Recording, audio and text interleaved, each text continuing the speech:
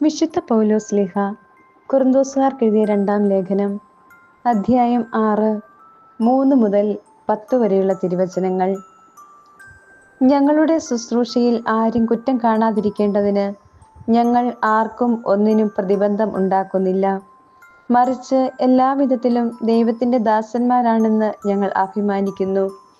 വലിയ സഹനത്തിൽ, പീഡകളിൽ, ഞെരുക്കങ്ങളിൽ, അത്യാഹിതങ്ങളിൽ, മർദ്ദനങ്ങളിൽ, കാരാഗൃഹങ്ങളിൽ, ലഹളകളിൽ, അധ്വാനങ്ങളിൽ, ജാഗരണത്തിൽ, വിശപ്പിൽ, ശുദ്ധതയിൽ, ജ്ഞാനത്തിൽ, ക്ഷമയിൽ, ദയയിൽ, പരിശുദ്ധാത്മാവിൽ, നിഷ്കളങ്ക സ്നേഹത്തിൽ, സത്യസന്ധമായ വാക്കിൽ, ദൈവത്തിൻ്റെ ശക്തിയിൽ, വലത് കൈയിലും ഇടത് കൈയിലുമുള്ള നീതിയുടെ ആയുധത്തിൽ, ബഹുമാനത്തിലും അവമാനത്തിലും, സൽകീർത്തിയിലും ദുഷ്കീർത്തിയിലും ഞങ്ങൾ അഭിമാനിക്കുന്നു.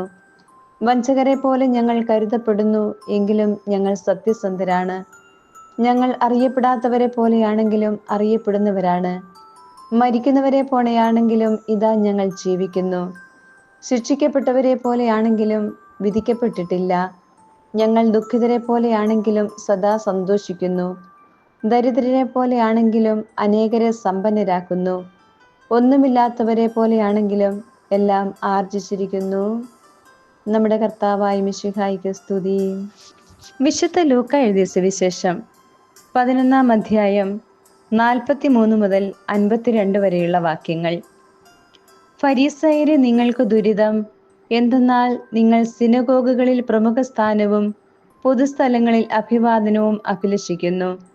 നിങ്ങൾക്ക് ദുരിതം! എന്തെന്നാൽ കാണപ്പെടാത്ത കുഴിമാടങ്ങൾ പോലെയാണ് നിങ്ങൾ. അതിൻ്റെ മീതെ നടക്കുന്നവൻ അതറിയുന്നുമില്ല. നിയമജ്ഞരിൽ ഒരാൾ അവനോട് പറഞ്ഞു, ഗുരു, നീ ഇങ്ങനെ സംസാരിക്കുമ്പോൾ ഞങ്ങളെ കൂടെ അപമാനിക്കുകയാണ് ചെയ്യുന്നത്. അവൻ പറഞ്ഞു, നിയമജ്ഞരെ, നിങ്ങൾക്ക് ദുരിതം! താങ്ങാനാവാത്ത ചുമടുകൾ മനുഷ്യരുടെ മേൽ നിങ്ങൾ കെട്ടിയേൽപ്പിക്കുന്നു. നിങ്ങളോ അവരെ സഹായിക്കാൻ ഒരു ചെറുവിരൽ പോലും അനക്കുന്നില്ല. നിങ്ങൾക്ക് ദുരിതം! എന്തെന്നാൽ നിങ്ങളുടെ പിതാക്കന്മാർ വധിച്ച പ്രവാചകന്മാർക്ക് നിങ്ങൾ കല്ലറകൾ പണിയുന്നു. അങ്ങനെ നിങ്ങളുടെ പിതാക്കന്മാരുടെ പ്രവൃത്തികൾക്ക് നിങ്ങൾ സാക്ഷ്യവും അംഗീകാരവും നൽകുന്നു. എന്തെന്നാൽ അവർ അവരെ കൊന്നു, നിങ്ങളോ അവർക്ക് കല്ലറകൾ പണിയുന്നു. അതുകൊണ്ടാണ് ദൈവത്തിൻ്റെ ജ്ഞാനം ഇങ്ങനെ പറഞ്ഞിരിക്കുന്നത്, ഞാൻ അവരുടെ അടുത്തേക്ക് പ്രവാചകന്മാരെയും അപ്പസ്തോലന്മാരെയും അയക്കും. അവരിൽ ചിലരെ അവർ പീഡിപ്പിക്കുകയും കൊല്ലുകയും ചെയ്യും. ലോകാരംഭം മുതൽ ചൊരിയപ്പെട്ടിട്ടുള്ള സകല പ്രവാചകന്മാരുടെയും രക്തത്തിന്, ആബേൽ മുതൽ ബലിപീഠത്തിനും വിശുദ്ധ സ്ഥലത്തിനും മധ്യേ വെച്ച് കൊല്ലപ്പെട്ട സക്കറിയ വരെയുള്ളവരുടെ രക്തത്തിന് ഈ തലമുറ ഉത്തരം പറയേണ്ടി വരും. അതെ, ഞാൻ പറയുന്നു, ഈ തലമുറയോട് അത് ആവശ്യപ്പെടും. നിയമജ്ഞരെ, നിങ്ങൾക്ക് ദുരിതം! നിങ്ങൾ വിജ്ഞാനത്തിൻ്റെ താക്കോൽ കരസ്ഥമാക്കിയിരിക്കുന്നു. നിങ്ങളോ അകത്തു പ്രവേശിച്ചില്ല.